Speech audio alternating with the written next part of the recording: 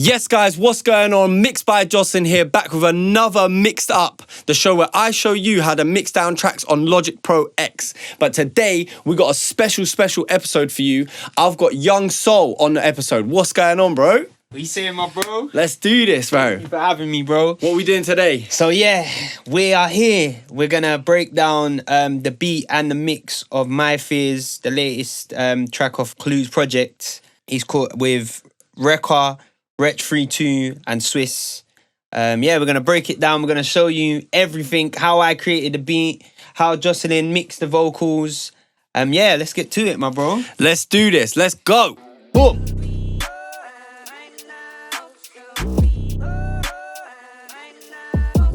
Yo guys, we're here. We're gonna break down the beat that I made for My Fears. Obviously, we're in Jocelyn's spot right now, you get me? So I'm just taking over for a minute. Before I get into it, let me just say that I made this beat in 2021. We're now in 2024 for those watching 30 years from now. Yeah, this beat was made about 3 years ago. Didn't really think much of it. Like, I liked it, I thought it was all right, but kind of just got parked off. And then Clue hit me up. I sent him a few beats, and yeah, he vocaled this one in. I think he vocaled it actually in 2021, because I remember him showing me a version, but I didn't think it was gonna come out. Story of a Producer. I just thought, yeah, it's another one that's just gonna get left in the shadows. But anyways, we're here. It's out. You can go stream that right now. My Fears featuring WRETCH 32 and Swiss. I'm so solid. But yeah, let's get into it. Anyways, I started off, I want to say, with these keys, which was probably a lie, but we're going to start off with the keys, so it's just some chords.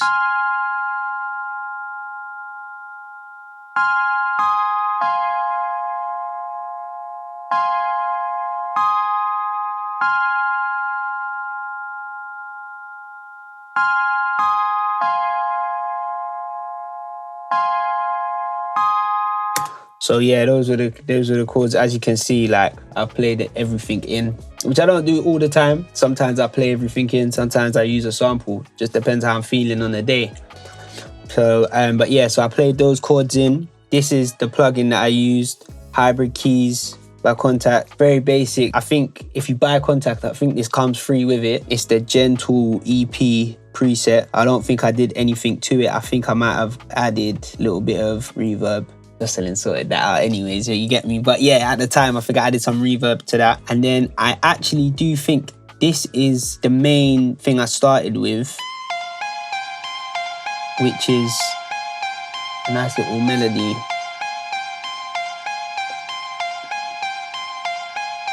And for that, I used Serum, the Epic lead. That was the preset that I used for that. To be honest, when I actually did this, I think I remember it kind of gave like a running sensation, like you're running away from something. I'm pretty sure that's what I started with. And then I added the chords on after. And then what have we got after that?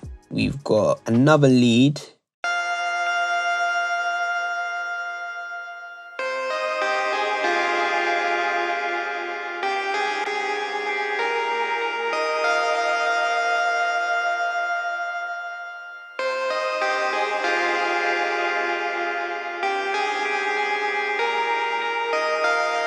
So yeah, that one, that's another Serum preset called Scotland. So yeah, as you can see, it played everything in there. And then the last, it's a lot of leads still. This is one of my favorite leads at the time, called Mango. I used to use this a lot, especially around that time, 2021.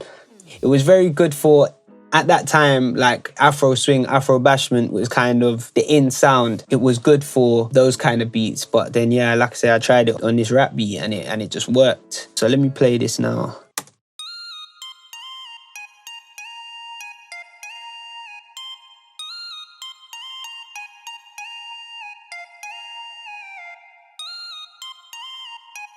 So yeah, that was that. I would probably say that's one of my favorite parts of the beat. That's like the ear candy. Like, I find myself whistling that bit. So yeah, let's hear, before I bring in some of the other sections of it, let's just hear what I would call the main instruments, the main body to the beat, all together as one.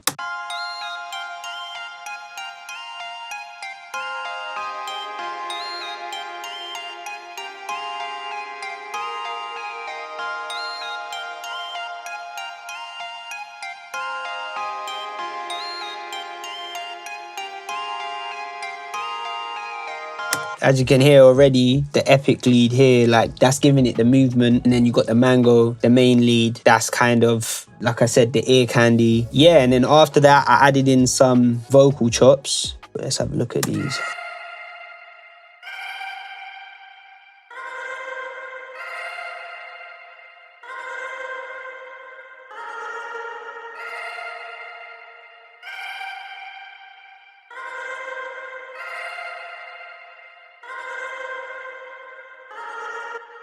So these, I actually can't remember what pack this was from, but it was a pack that I bought. There was lots of different chops in there. I used this one, just dragged it into sampler on Logic. Back then in 2021, it was called EXS24. I played that in, and then I added in another little vocal chop in here, a few other ones. So there's that one, that's from Splice. Then I've got this one here. And then what I did is I chopped the end of it because it wasn't ending how I wanted it to end, like how I heard it. So I just chopped that last little section and then I shifted it. That little, I just changed the pitch of that. Let's just hear the vocal chops in with the main instrument.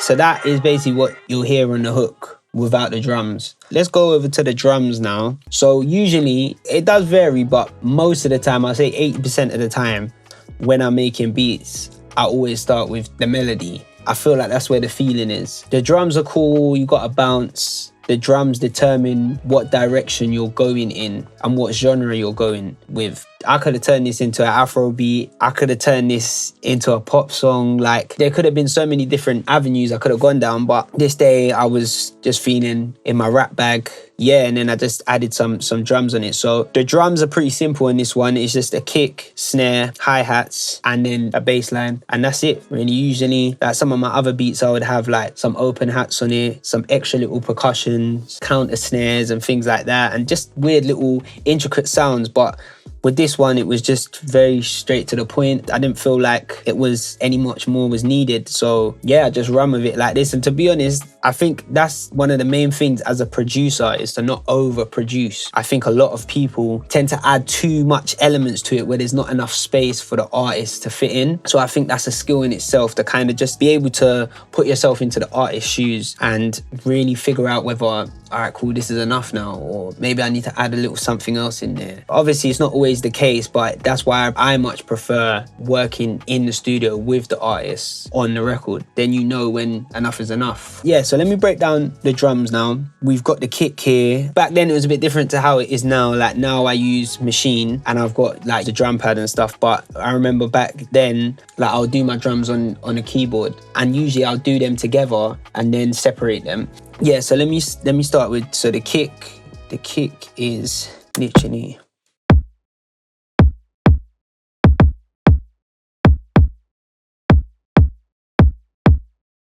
That was the kick. So yeah, I'll break down some of the samples that I used in it. So this one is just a kit called the Mike Zara's Stash. It's this one here mixed. For me, like I love this kit. Like this is my, at the moment, I'll be completely honest with you, I don't think Clue clocked or Jocelyn, but I like used whole new drum samples when I sent the stems over to Jocelyn because I clocked. You clocked, yeah? Nah, to be honest, I lost the samples, like the drum samples. Obviously now it's just 3 years later, so it's like my sound's kind of changed and my ears also grown as well, so I knew what would work better. Obviously, you want your drums to slap, innit? Obviously, I had trust in Jocelyn to kind of like bring the mix to life, but I just wanted to make sure I'm giving him the least amount of work to do. Do you know what I'm saying? I don't want to be giving him drum samples that is just gonna be like a bitch to EQ. You want to just give your engineers something clean to work with, a good foundation, so they don't really have to do too much. It makes their job a little bit easier. Right, let's get to the snare. So what I'll do is I'll just tell you the sounds I used first. So I used the good old chop snare. I think it's from the same kit. Can't lie, that's probably like one of my favorite snares. I use it in quite a lot of my beats. And I just feel like it's got the right kind of break your neck kind of snare. Yeah, let me play that with the kick.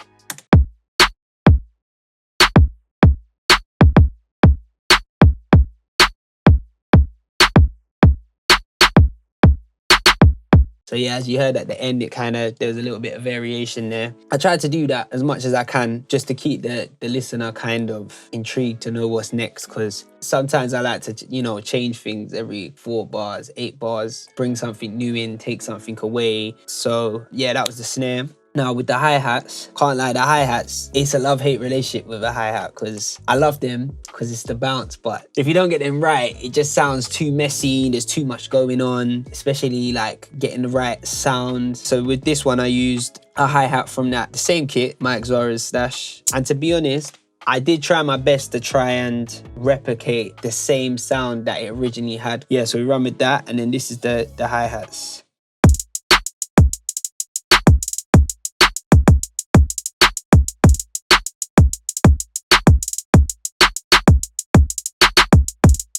So yeah, for me, that hi-hat is stupid. Like, it's just the whole way through. Overkill. However, whatever the artist wants, the artist is gonna get. Clue was happy with it how it was, so I kept it exactly how it was. If anything, if I was gonna do anything different, probably would have added, like, I like to put effectrics on my hi-hats from time to time. It just gives it a different kind of bounce, swing. I've created myself a little hi-hat set in there that I just sometimes slap on there, which is another good little tip, like if you want your hi-hats to sound a bit different and sit different in the mix and stuff. So now, oh, I forgot the bass. Let me go into the bass. I think this is Jocelyn's favorite part of it. So basically what I did, I layered 2 sounds. Now usually I don't really do that, but I think with this one, I just needed that bit more of a grittiness to it, and like it needed to hit. So both of them are from Serum. They're both like synth basses. Usually sometimes I'll put like an 808 under them, just depending on what kind of sound it is. Let me play this bit here.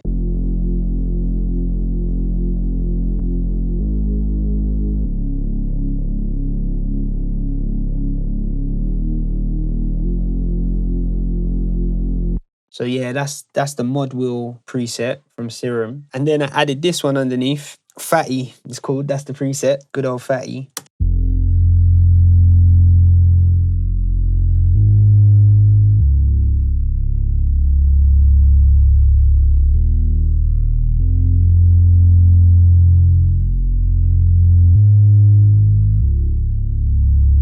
Yeah, and to be honest, in a weird way, like just hearing that now, it adds like uplifting vibe to the song. It just complements the other bass well. Like when I play it together, you're gonna hear.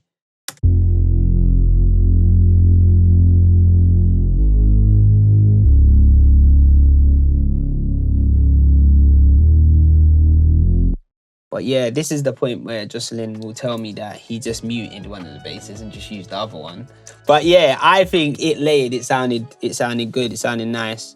The only other section I'm gonna show you was this really cool sound I've kind of had for a while and I've been using for a while. I think it's from MPM, which is, I believe, Make Pop Music, I think their names are. And they've had this Foley Fix pack, which was just basically like Foley sounds in it, like that they use in like movies and stuff. So they've got all the individual samples here, but then it also had loops that they had made. And one of them was this keyboard typing. And it's literally just, it also adds a little bit of movement to your beats. And like I said, I've used it quite a lot. Most of the time it's tucked away so people don't really hear it, they more feel it. But it kind of adds to that other lead I was telling you about that kind of sounded like, it felt like it was running away. Kind of added a little bit more intensity to it.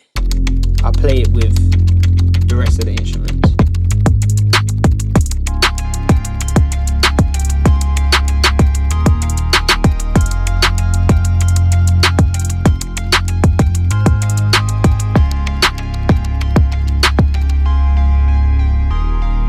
And I think because obviously the hi-hats, as you can see here, I kind of brought in a little bit earlier, I needed to introduce something else just to make sure the listener doesn't get bored or it's not too repetitive.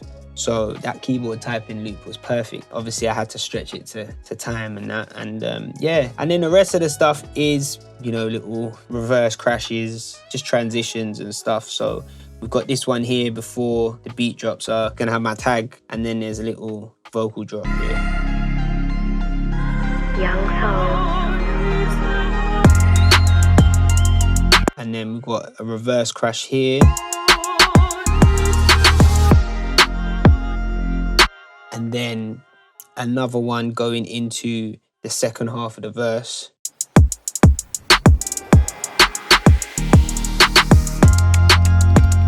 And then, yeah, that's pretty much it. I know it probably seems like a lot because of the way that I've explained it, but there's not really much to this beat, to be honest with you. I'm pretty sure I made this in my bedroom when I was living at my mum's. This wasn't even in some of the big studios that I've been in and stuff. Like, this is just one of those ones that's just in my bedroom.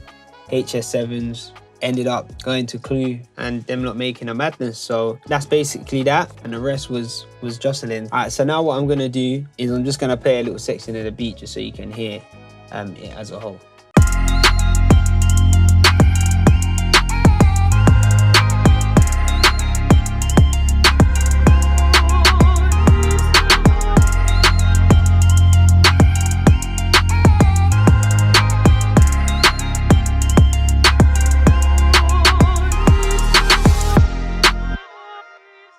Okay, cool. So that was the beat breakdown. Now I'm gonna pass you over to my guy Jocelyn, who's gonna show you everything what he did with the mix.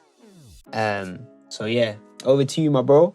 Well, actually, hold on. We're going to do this in 2 parts. So if you want to see the mix breakdown, you'll have to come back next week for that, and it'll be on my YouTube channel. But make sure you like and subscribe, and make sure you leave a comment down below. And I will catch you guys in the next one, where I'm going to do the whole mix down, including the vocals for this tune, My Fears by Clue. Shout out to Young Soul for jumping on the channel. Make sure you check out all his socials, there will be below as well. And I'll catch you guys in the next one. Safe.